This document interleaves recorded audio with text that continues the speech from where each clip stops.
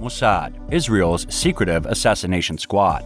For Ricardo Clements, who lived in Argentina and spent most of his day at his job working for Mercedes-Benz in Buenos Aires, the 11th of May, 1960 seemed like any other day. Every evening, Ricardo boarded a bus, eager to see his wife and children. Unfortunately, he missed his usual bus and was an hour and a half late. In a hurry, he began walking home on the sidewalk when a man appeared out of nowhere, calling him out in Spanish. Ricardo had no idea what he wanted and didn't want to have to wait to find out, but two men appeared in front of him, and there was no way out. Who were those men, and what did they want from Ricardo? Let's find out more. Ricardo was wrestled to the ground and quickly thrown into the back of a car, where he was bound and gagged. Before you get too worked up about our family man Ricardo, keep in mind that wasn't his real name. A man named Adolf Eichmann was given the fictitious name Ricardo Clement. Yes, our humble car salesman with a wife and children was really the man who was behind some of Germany's worst crimes committed during World War II. Now he was the hands of Mossad, the world's most secretive intelligence agency. Hey everyone, welcome to our channel. In today's video, we are going to talk about Mossad, Israel's secret assassination squad. So stay with us till the end of the video.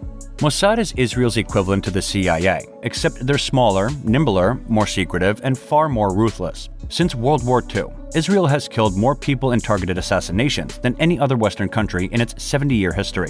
It has carried out over 2,700 operations, including kidnappings, torture, and theft of secrets, among other things. Mossad has assassinated so many people over the years that they have their own Wikipedia page dedicated to it, called Lists of Israeli Assassinations. And on that day in 1960, Mossad had just captured the world's most wanted German in a matter of minutes.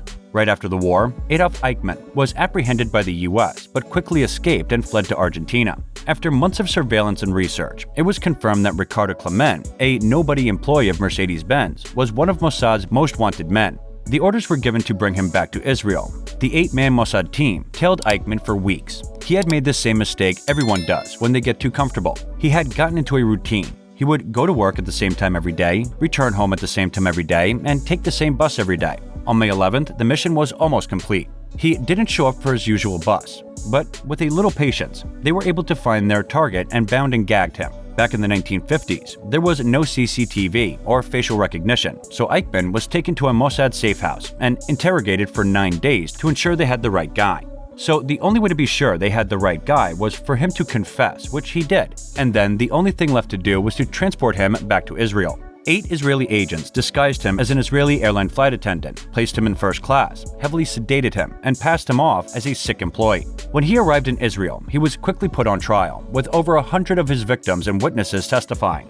In 1962, Adolf Eichmann was executed by hanging. Mossad had flexed its muscles and was now out for blood. Mossad is the world's most trigger-happy spy agency. Mossad thrives on its ability to operate in the shadows, and one of the reasons for its cult status is that almost no one knows anything about it. We know it was formed in 1950, shortly after the first Jews began settling in what would become Israel, but we didn't even know who its director was until 1996. Unlike other spy agencies, Mossad operates almost entirely behind the scenes, reporting only to Israel's prime minister and operating with no real laws dictating what it can and cannot do. You might be wondering how a country with a population of only 9 million people manages to develop one of the world's most respected and sophisticated intelligence agencies. Israel is a small nation, surrounded on all sides by people who want to destroy it. And when you're in a precarious situation like this, you'll have to resort to desperate measures to keep your country safe. With enemies all around them, Israel's leader realized they need more than just an army to avoid being wiped off the face of the earth. To give you an idea of their disadvantage, the Israeli Defense Force has around 170,000 active personnel, while Iran, their arch-enemy, has over 600,000. Assassinations, kidnappings, and torturing are all fair game when your life is on the line. Israel is currently backed by the United States, which provides them with weapons, high-tech planes, and billions of dollars in military aid each year. So despite the fact that its army is small, it is one of the strongest in the Middle East. But back in the 1950s, when the country was just getting started, it was far less capable and needed a way to quickly and quietly detect and eliminate threats. Mossad, Israel's national intelligence agency and one of 3 organizations in the Israeli intelligence community. They shared space with Amman, Israel's military intelligence, and Shin Bet for internal security. And despite the fact that these 3 agencies frequently collaborated on missions, no one has gained as much notoriety for their successes and failures as Mossad. Mossad's main focus is gathering intelligence on a threat much closer to home: Palestinians. There have been dozens of attacks over the years. but none as bad as the 1972 Munich Olympic Games massacre. Black September. A Palestinian militant group attacked Israeli athletes and coaches competing in the Games. The German government launched an investigation after 11 hostages were killed, along with a couple of Palestinians. But it wasn't enough for Israel, so Mossad formed a special hit squad known as Operation Wrath of God. Their mission was to find and eliminate anyone who was directly or indirectly involved in the attack over the next year or so. In Black September, Mossad agents assassinated almost every last Palestinian involved. Mossad even killed an innocent Moroccan waiter in Norway, mistaking him for another name on their kill list. You'd think that after killing an innocent man, Mossad would slow down, but they didn't. They were there to eliminate their enemies, and collateral damage is sometimes unavoidable, so Mossad became even more notorious, to the point where an Israeli news agency called the Jerusalem Post reported on Operation Wrath of God as a massive success years later, without mentioning that Mossad was involved. This became the status quo for Mossad's reputation in Israel. They became known for their accomplishments and abilities, while their mistakes and failures were quickly dismissed as risks of the job. Despite the fact that Mossad is supposed to be an intelligence agency at its heart, it has evolved into just as much of an execution agency over the years, and they've become masters of their craft, to the point to where whenever a name for elimination comes up, agents know exactly what to do. Take it to the Prime Minister. After he and his top ministers determine that the target is worth going after, the kill order is issued. It's time to set up a meeting between the target and God.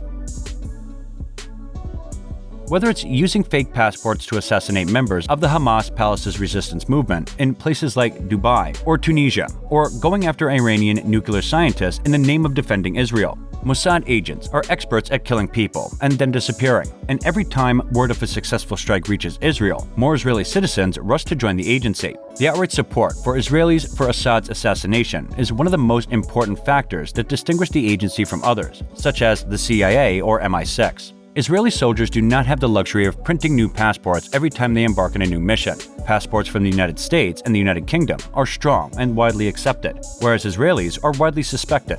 Everywhere they go, they use the passports of genuine Israeli dual citizens from all over the world, which is how Mossad teams were able to enter Dubai and other hostile territories undetected. We have more to tell you, but that's it for today, guys. We sincerely hope you enjoyed the video. If so, give it a like and share it with your friends and family. Let us know if you have any questions or comments in the section below. Don't forget to subscribe to our YouTube channel to see more of our incredible videos. You can also watch our other videos that have been specially selected for you. We look forward to seeing you in our next video.